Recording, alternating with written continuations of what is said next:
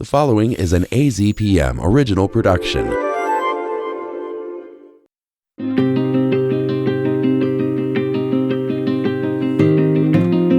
Welcome to the Fact Check Arizona podcast from AZPM. In each episode, we'll look at a particular claim about elections in Arizona, we'll set the record straight, and also give a sense of context surrounding the claim.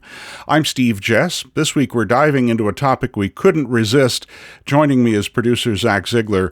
Zach, what drew our attention to these particular political ads? Yeah, Steve. So I was playing a puzzle game on my phone, nonograms for anyone who's curious, when I was hit with an attack ad against Congressional District 6 Democratic candidate Kirsten Engel.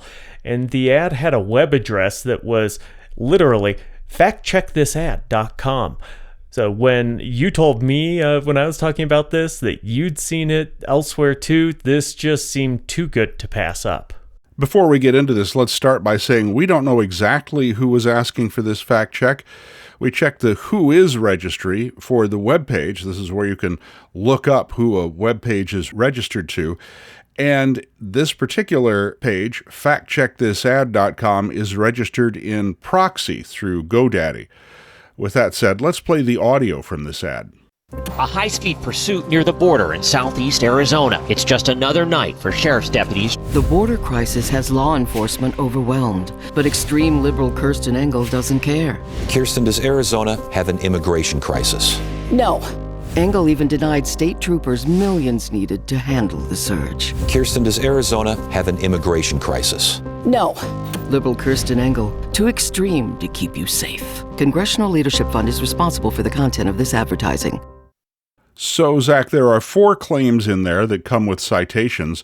The first one comes right off the top. It does. We hear a news clip that says it's from CBS News on October 5th, 2023, and it talks about high-speed chases along the border. It's about 5 seconds long. A high-speed pursuit near the border in southeast Arizona. It's just another So night. I wanted to get a little more context. Now, it wasn't easy, but I did eventually find this story. It actually wasn't on CBS News' webpage. I had to transcribe that section, punch it into Google in quotes, and that led me to a webpage for a conservative media watchdog group, which had a link to a Twitter video of the story from CBS Mornings, done by Chris Van Cleve. It was about high-speed pursuits by Cochise County Sheriff's deputies of people smuggling migrants to the Phoenix area. So the video talks about how many of those who are smugglers are U.S. citizens. So while brief, it does fit the context of this ad. Now onto a clip that starts around the 11-second mark that says it's from Arizona PBS, our counterparts up the highway in Phoenix. Kirsten, does Arizona have an immigration crisis? No. Yeah, so that clip features Ted Simons, host of Arizona Horizons, who moderated the Clean Election Commission debate for the 2022 Democratic primary in the 6th District. This came at around the 15-minute mark of the actual debate video. Let's play the full 75-second version of that answer rather than just the couple of seconds you hear in the ad. Does Arizona have an immigration crisis? No. It does need help at the border. Washington, I would say, has failed us. And it's not just this administration, it's the past administration. We do need help at our border. We do need to secure our border. We have issues of drug trafficking and human smuggling that have to be addressed. What should that look but like? certainly not walls. I mean, walls are a 13th century solution to a 21st century problem. I mean, let's look at what's going on here. We have people, migrants coming who want to make a home in our country. These people are like our ancestors coming here. And that's the crisis. That's a humanitarian crisis. And what we need from Washington is help having an orderly asylum process. That's national law, that's international law. We have to get that done. And we need comprehensive immigration reform, and we got to help our dreamers. So listening to that, they definitely cherry-picked an excerpt of what was a much longer and more nuanced answer. Yeah, no surprise that a 30-second attack ad from anyone, really, removes context. This ad then claims that Engel denied state troopers money to handle the surge. As we said in a previous episode, federal law says state troopers and other local police are not supposed to handle illegal immigration in the first place. That's the job of the Border Patrol. What the ad points to is a Real Clear Politics article from April 2022. That's a site that started out as an aggregator of polling data, but today leans conservative. What did that article say, Zach? Well, here's the direct quote from the article authored by political correspondent Susan Crabtree, which referenced Engel's primary challenger in 2022, Daniel Hernandez, as well. Both Engel and Hernandez voted against bills providing millions of dollars for the state's Border Strike Force, a highly trained group of state troopers who have helped fight criminal activity in Arizona communities since its creation by Ducey in 2015. End quote. No bill was mentioned there, but the claim apparently refers to a budget bill. On the topic of the Border Strike Task Force, the Arizona Republic found that it inflated its numbers, claiming to help in arrests that its officers weren't around for, and most of its arrests came outside of the state's 4 border counties.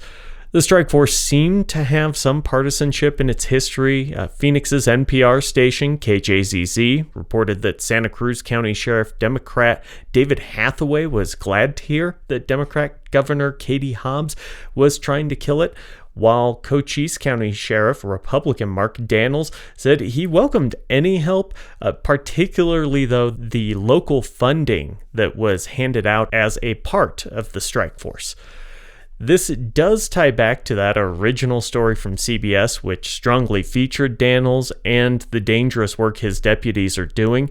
One almost dies in the pursuit during that story, but it took a lot of research to make that link, and the ad doesn't do more than vaguely hint at it. Now, the last citation in the ad is just flat out misattributed. This one, again, is of Ted Simons on Arizona PBS, but the credit on the commercial says it's from that CBS News report. Yeah, we hear the same audio. Kirsten, does Arizona have an immigration See Simons and Engel on the same set and in the same clothes, but the citation is the same from the first claim. CBS News on October 5th, 2023. So there's a flat-out error and issues with context in this ad. We hear mention at the end of who put it out, identified as the Congressional Leadership Fund Super PAC. And when you go to the website we mentioned, factcheckthisad.com, it takes you to the CLF's YouTube page. That page features a number of ads pertaining to tight congressional races, so I browsed for other Arizona races and only found one more from this election, an attack ad against Democrat Amish Shah, who is running against embattled Republican David Schweikert for a Northwest Phoenix area seat. Border chaos is causing crime and making us less safe. And liberal politician Amish Shah made it worse. That ad is similarly laced with issues. It claims that Shah, in his time in the Arizona legislature, quote, voted against funding for our police, end quote, and, quote, opposed cracking down on drugs and human trafficking, unquote. Each of those cites bills that, yes, he voted against. They were the bills that approved the state budget in 2019 and 2020. And again, in the years before Arizona had shared governance, those bills often had party-line votes. It also mentions that Shah, quote, voted for early release of criminals, unquote. The bills it cites were reforms to Arizona's rules for early release credits. That's what an inmate earns by completing classes or doing other tasks that shows they're ready to leave prison. Those bills passed on nearly unanimous bipartisan votes. One was a bill allowing for more credits for nonviolent drug offenders who finish treatment programs. That bill was sponsored by Eddie Farnsworth. The other was a more general revamp of early release credits, sponsored by Walt Blackman. Both of those are Republicans who are known for conservative stances. And Blackman's bill included co-sponsors such as Shah and Kirsten Engel, but also current outgoing State House Speaker Ben Toma and other noted conservatives like Leo Biasiucci, Shauna Bollock, and John Fillmore. So, disingenuous to say the least. Did it include any facts that did not need correcting? Yes, at the end it says Shah was, quote, endorsed by defund the police radicals, unquote, and it cites a group called Reproductive Freedom for All. On April 20th, 2021, that group posted the following tweet, quote, "It's past time to defund the police.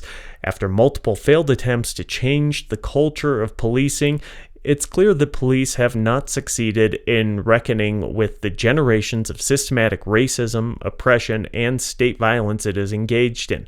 We must continue to do better," unquote. And Shah was one of 7 endorsements that group made on September 5th. So while we can quibble over the use of the word radical, it is true that Shah has been endorsed by a group which also called for the defunding of the police. Although, it's important that Shah has not espoused those views himself. At least not that I could find, and I'll sum up by saying I found another anti-Engel ad on that Congressional Leadership Fund YouTube page. This one was from her 2022 run, and it was similarly riddled with quotes taken out of context regarding the funding of law enforcement. We'll post the ad and the full clean elections debate video on our website for anyone who's interested. So let's dive into who exactly the Congressional Leadership Fund is and why they're putting out ads with what we can call questionably biased content at best and misinformation at worst. Well, the CLF's website says it is, quote, dedicated exclusively to one goal, winning a Republican majority in the House of Representatives, unquote. Its president is Dan Constan. He comes from the advertising world and has also worked in the press offices of Senators Marco Rubio and Jerry Moran, Representative Peter Roskam, and the McCain-Palin presidential campaign. I dug through its financials and found that, according to Open Secrets, the Congressional Leadership Fund has raised $131 million so far this cycle, not including the most recent reports, which were due this week. Unsurprisingly, all of that has been spent on helping Republican candidates. And so who does that $131 million come from? Well, the biggest donor, about $22 million, comes from what it calls its sister issue advocacy group, American Action Network, which, again, according to Open Secrets, has not raised any money since 2010, but still manages to donate millions. As for its top donors, there are 4 people who have donated more than $10 million to CLF this election cycle. All are in the finance hedge fund world and have net worths between $6 billion and almost $50 billion, according to Forbes. Those are Kenneth Griffin, Paul Singer, Timothy Mellon, and Jeff Yass. 2 of those are GOP mega donors. Mellon has given more than $165 million this cycle, and Forbes called him Trump's biggest donor back in June. Yass was, at one point, the top campaign contributor in this cycle, handing out more than $46 million to candidates. Reuters reports he was a big donor to Republicans who challenged Trump in the primary, though that changed back in March after they met. Something also changed after that, according to Reuters. Trump changed his tone about banning TikTok, and Yass is a major investor in that app's owner, ByteDance. Now, it's worth noting that all of this spending is a direct result of the Supreme Court's 2010 Citizens United decision, which ruled that political action committees like CLF enjoy an unlimited right to spend on political causes under the First Amendment. In fact, they have greater freedom than candidates do. Moving along, who else is contributing to the Congressional Leadership Fund? Well, once you get below that $10 million threshold, it's a mix of individuals, interest groups, and companies. So I looked at donors in the 7-figure range based mostly around their industry. There were 2 big leaders. 9 of those $1 million plus donors were in the investment hedge fund world, just like those who were in the 10 million plus. Then came 8 in the oil petrochemical world. Beyond that, it was a mix of pharmaceuticals, agribusiness, real estate, tobacco, media, information, and manufacturing. Well, Zach, thanks for helping fact-check those who ask for it. Let this be a lesson in careful domain name registration. And thank you for listening. If you have any ideas for an episode, you don't need to register a website with a name like factcheckthisad.com or place online ads. Just go to our website, which is news.azpm.org, and contact us. For Zach Ziegler, I'm Steve Jess. Thanks for listening to this episode of Fact Check Arizona.